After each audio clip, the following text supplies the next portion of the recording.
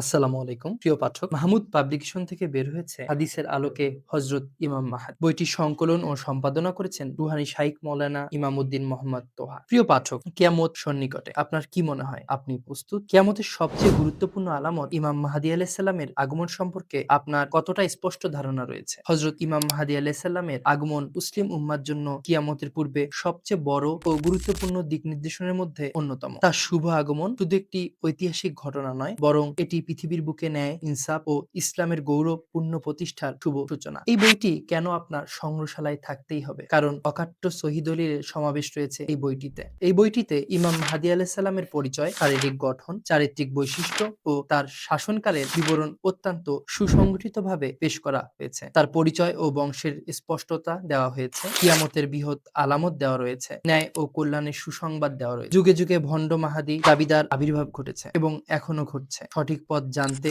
ও ঈমানকে সংরক্ষিত করে রাখতে হবে। প্রত্যেকটি মুসলমানের জন্য সহিহ হাদিসের আলোকে প্রকৃত ইমাম মাহদী আলাইহিস সালামের পরিচয় জানা অত্যন্ত জরুরি। তো পাঠক, আর দেরি কেন? এখনই মাহমুদ পাবলিকেশন থেকে কিনে ফেলুন হযরত ইমাম মাহদী রাহমাতুল্লাহি আলাইহি বইটি। ধন্যবাদ।